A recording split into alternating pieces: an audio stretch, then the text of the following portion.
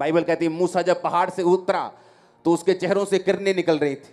मूसा के चेहरे से जब किरणें निकल रही थी तो इजरायली लोग उसके चेहरे को देख नहीं पा रहे थे। तो मूसा ने अपने चेहरे को ढक लिया और पर्दा कर लिया ताकि इजरायली लोग उसके चेहरे को देख सकें। और बाइबल कहती है मूसा इस बात को नहीं जानता था कि उसके चेहरे से किरणें निकल रही हैं।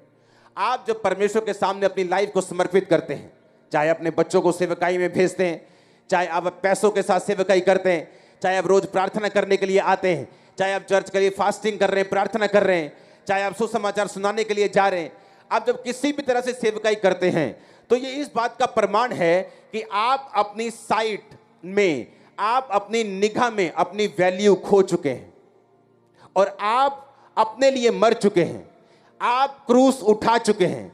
जिस तरह जीसस ने कहा था जो अपना क्रूस डेली नहीं उठाएगा, रोज अपना क्रूस उठा के मेरे पीछे नहीं चलेगा, वो मेरे योग्य नहीं है। जब आप बोते हैं इसका मतलब आप सैक्रिफिशियल बो रहे हैं।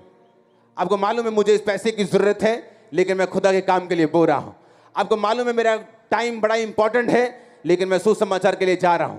आपको मालूम है जब मैं सुसमाचार सुनाने के लिए जाऊंगा तो लोग मुझे बुरा भी कहेंगे, लोग गाली भी देंगे, लोग बुरा भी कहेंगे, लोग कुछ भी कर सकते हैं, मार भी सकते हैं, पीट भी सकते हैं, तो भी आप जाते हैं क्योंकि आप अपनी निगाह में मर चुके हैं और आपको नहीं पता आपके चेहरों से किरणें निकल रही हैं, आप प्रकाश से भर रहे हैं, आपके बच्चे लाइट से भर रहे हैं, आप सेम नहीं जा रहे। यीशु मसीह के नाम में आमीन ऊंचा चाहिए चर्च।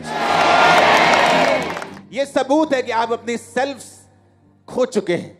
जिस तरह जीसस ने कहा था जो कोई रोज अपना क्रूस नहीं उठाएगा और मेरे पीछे नहीं चलेगा वो मेरे योग्य नहीं होगा। रोज क्रूस उठाने का मतलब है अपनी निगाहों में अपने लिए मर जाना। आप नहीं बोल सकते अगर अपनी निगाहों में आप मरे हुए नहीं है तो। आप नहीं सेवा कर सकते अगर आप अपने लिए मरे हुए नहीं है तो। आप नहीं कर सकते।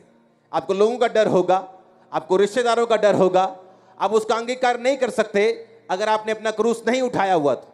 लेकिन बाइबल कहती है जब भी कोई व्यक्ति क्रूस उठाता है परमेश्वर अपने चेहरे का प्रकाश उसके चेहरे के ऊपर चमकाता है।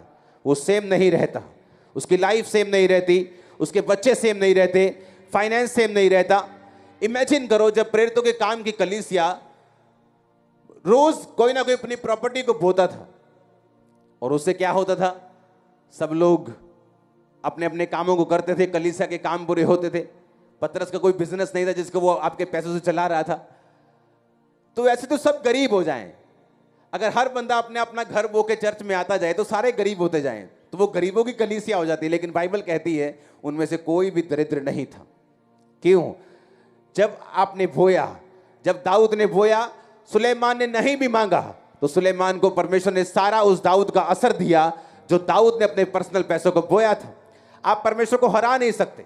आप उसको पैसा देंगे वो आपको बरकत देगा, आप उसे टाइम देंगे वो आपको गोल्डन टाइम देगा, आप रूहों को बचाएंगे वो आपके बच्चों को टॉप की कुर्सियों के ऊपर लेके जाएगा। मैं आपको बता रहा, आप उसको हरा नहीं सकते, आप परमेश्वर को बीट नहीं कर सकते। अपनी लाइफ को डेडिकेट करके खुदा के कामों में चलाना है। आज वो आपको अपनी आत्मा से फिल करेगा, वो वचन को पूरा करेगा कि अंत के दिनों में वो अपना आत्मा सब मनुष्यों के ऊपर उंडेलेगा। क्योंकि आप जब आत्मा से फिल होकर जाएंगे, आप जब उसकी सेवा करेंगे, आप जब उसके दर्शन में उसके साथ खड़े होंगे, वो आपके साथ खड़ा होगा, वो आपके कामों को सॉल्व करेगा, आपकी बॉडी को हील करेगा, ऊंची जगहों पे आपको लेके जाएगा, निराशाओं को फिनिश करेगा। आमीन ऊंचाई आशीष आपकी। Hallelujah, hallelujah.